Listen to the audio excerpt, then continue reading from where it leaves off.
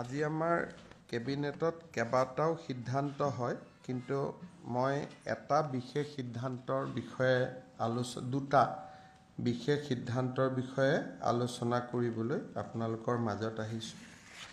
মই এনেই সৰুকৈ কৈ গৈছোঁ যিকেইটা আমাৰ নৰ্মেল সিদ্ধান্ত হয়। মৰাণ আৰু মটক স্বায়ত্তশাসিত পৰিষদৰ বৰ্তমানৰ সদস্য সংখ্যা 22 জন। কেবিনেটে দুইখন স্বায়ত্তশাসিত পৰিষদৰ যিটো আমাৰ সমষ্টি 22ৰ পৰা 27লৈকে বৃদ্ধি কৰিবৰ বাবে সিদ্ধান্ত লয়। ইয়াতে কেবিনেটে আৰু এটা বিশেষ সিদ্ধান্ত লৈছে, যিটো মই আপোনালোকক ক'ব খুজিছোঁ। সেইটো হৈছে অসমৰ স্কুলবিলাকত গ্ৰেজুৱেট টিচাৰ ছায়েন্স আছিলে আৰু গ্ৰেজুৱেট টিচাৰ আৰ্টছ আছিলে। কিন্তু আমি এটা অনুভৱ কৰিছোঁ যে স্কুলসমূহত যদি অংকৰ এজন শিক্ষক নাথাকে, তেতিয়াহ'লে শিক্ষা ব্যৱস্থাটো শক্তিশালী হ'ব নোৱাৰে। আগতে গ্ৰেজুৱেট টিচাৰ ছায়েন্সজনে বিজ্ঞানো পঢ়াইছিল, অংকও পঢ়াইছিলে। কিন্তু বহু সময়ত বটানীত যিজন গ্ৰেজুৱেট টিচাৰ হয়, জুলজিত যিজন গ্ৰেজুৱেট টিচাৰ হয়, তেওঁ অংক পঢ়াব নোৱাৰিবও পাৰে। সেইকাৰণে আজি আমাৰ কেবিনেটে অসমত গ্ৰেজুৱেট টিচাৰ মেথছ বুলি এটা নতুন শিক্ষকৰ পদ সৃষ্টি কৰিছে। আৰু এই গ্ৰেজুৱেট টিচাৰ মেথছত আমি 1764 গৰাকী শিক্ষক শিক্ষয়িত্ৰীক নিযুক্তি দিয়াৰ বাবে সিদ্ধান্ত লৈছোঁ।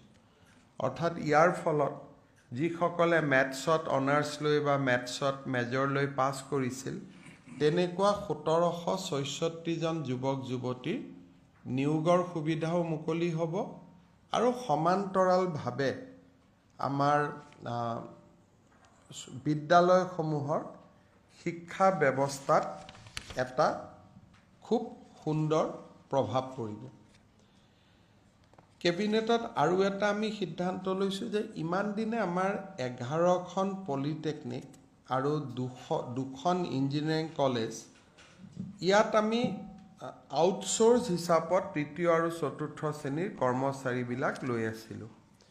এতিয়া আমি এনেধৰণৰ 221টা তৃতীয় আৰু চতুৰ্থ শ্ৰেণীৰ পদ আমি গভৰ্ণিং বডিসমূহক ল'বৰ কাৰণে আমি অনুমতি দিছোঁ আৰু তেওঁলোকৰ দৰমহা আমাৰ বাজেটৰ পৰা পোনে দিব পৰা হ'ব।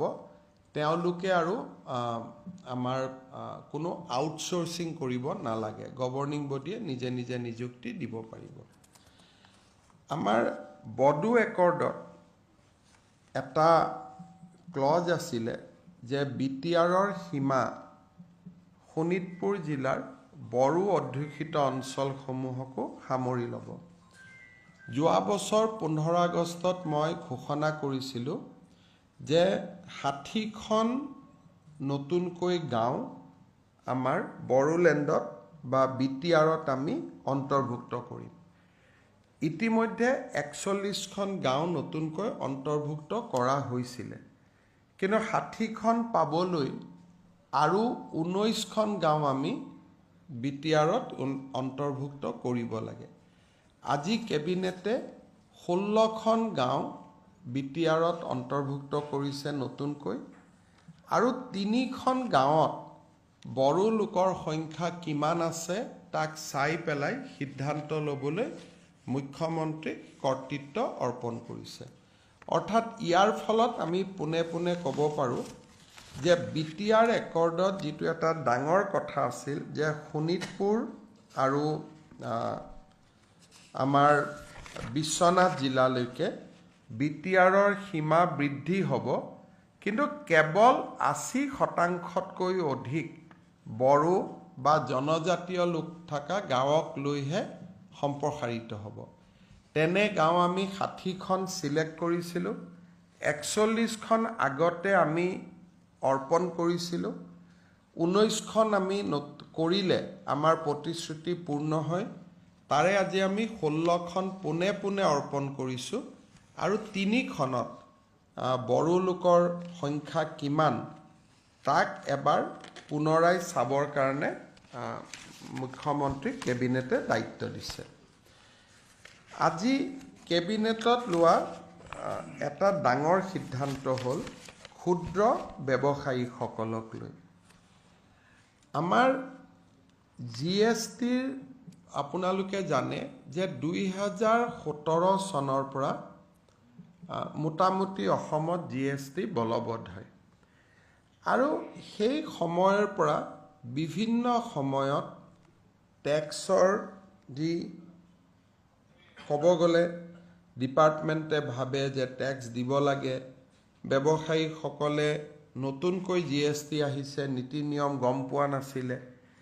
এই ধৰণৰ বিভিন্ন পৰিপ্ৰেক্ষিতত 2017-18 চনত 28,390খন টেক্স ৰিয়েলাইজেশ্যনৰ নটিচ ইছ্যু হৈছিলে।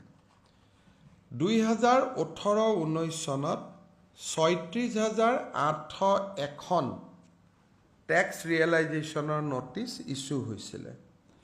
2019-20ত 39,168 আমাৰ টেক্স ৰিয়েলাইজেশ্যনৰ নটিচ ইছ্যু হৈছিলে। 2020-21 চনত 3,937খন টেক্স ৰিয়েলাইজেশ্যনৰ নটিচ ইছ্যু হৈছিলে আৰু 2021-22ত 2,852খন টেক্স ৰিয়েলাইজেশ্যনৰ নটিচ ইছ্যু হৈছিলে। অৰ্থাৎ যোৱা বছৰ অক্টোবৰ মাহত অসমত 1,11,148 গৰাকী ব্যৱসায়ীৰ বিৰুদ্ধে GST ৰিয়েলাইজেশ্যনৰ নটিচ ইছ্যু হৈছিলে। সেই সময়ত ইলেকশ্যনৰো পৰিৱেশ আছিল।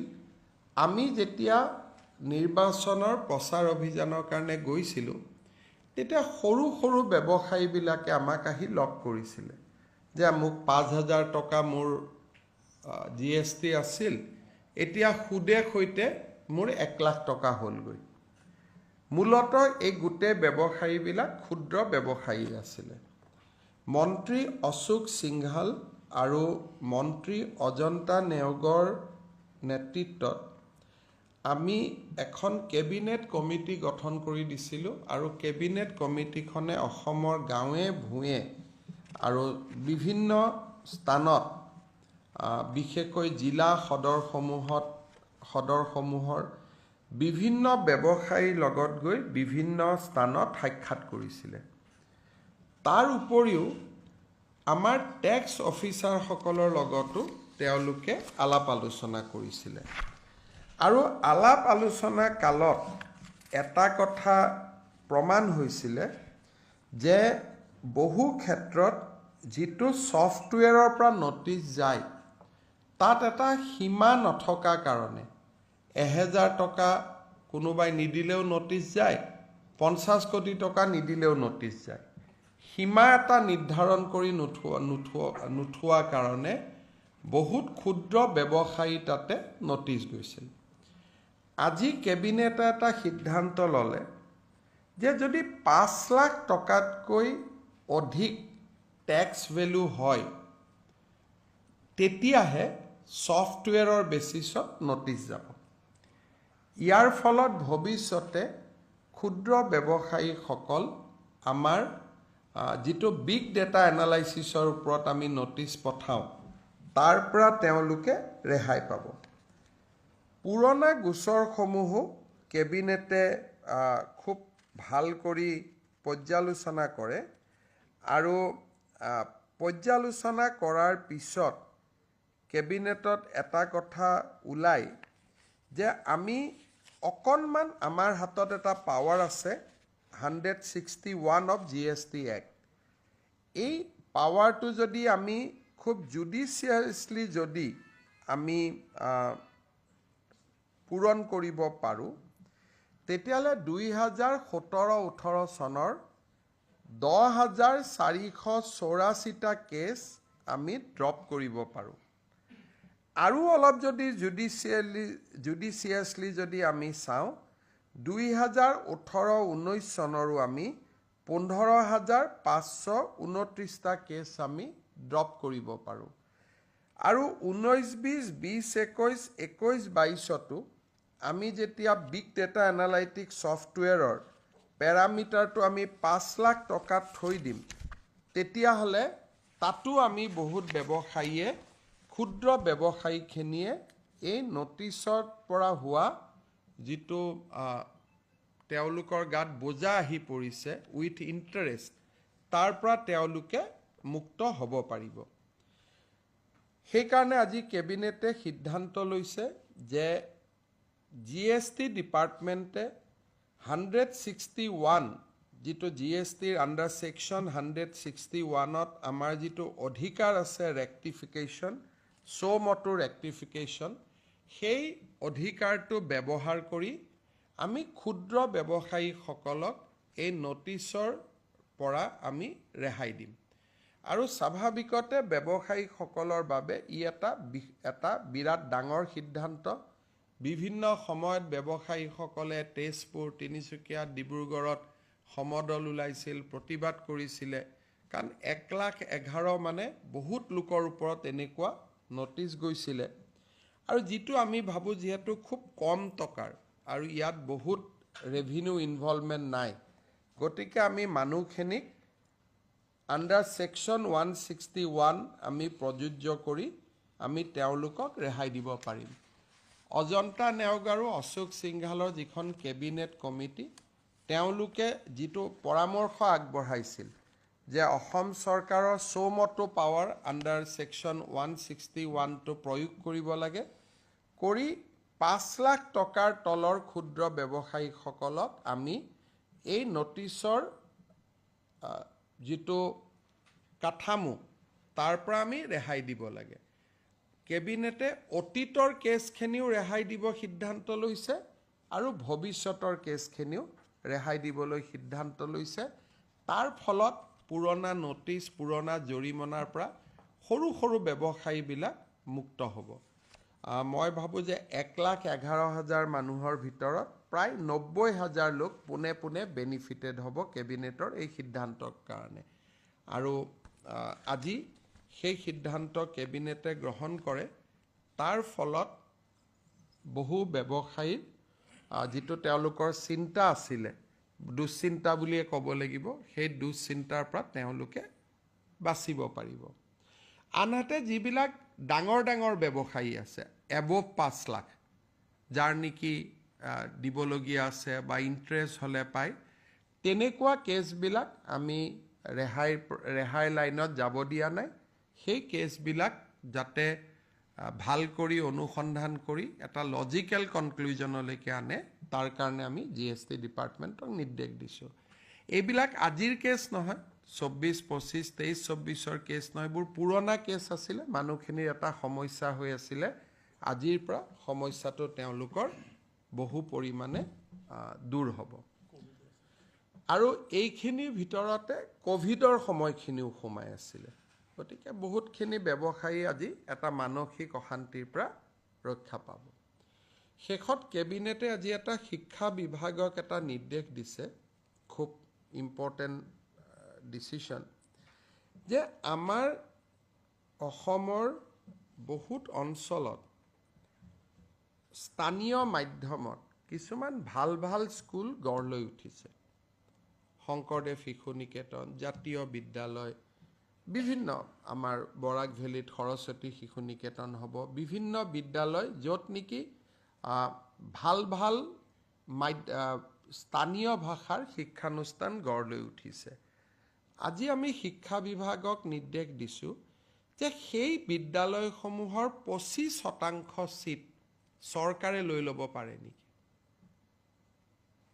আৰু চৰকাৰে ষ্টুডেণ্ট নিদিয়ে গাঁওখনৰে দুখীয়া 25% ল'ৰাই এডমিশ্যন ল'ব পাৰে নেকি RT এক্টত তাৰ ব্যৱস্থা আছিলেই কিন্তু আমাৰ অসম চৰকাৰে তাক ইমান দিনে ৰূপায়ণ কৰা নাছিলে এইটো যদি ৰূপায়ণ হয় তেতিয়াহ'লে এই ধৰণৰ ভাল অসমীয়া মাধ্যমৰ বিদ্যালয়বিলাকত যিবিলাক সামাজিক সংস্থাসমূহে পৰিচালনা কৰে, প্ৰফিট মটিভ নাই, য'ত মালিক নাথাকে, কোনোবা নহয় কোনোবা সমিতিয়ে পৰিচালনা কৰে, তেনেকুৱা স্কুলবিলাকত যদি আমি 25% চিট দুখীয়া ল'ৰা ছোৱালীৰ কাৰণে আমি মুকলি কৰি দিব পাৰোঁ, এটা পৰীক্ষা লৈ পেলাই কম্পিটিশ্যন কৰি 25% ষ্টুডেণ্ট তেওঁলোকে ল'ব, আৰু তাৰ ফিজটো যিয়ে প্ৰচলিত ফিজ নহওক কিয় ফিজটো ৰাজ্য চৰকাৰে দিব।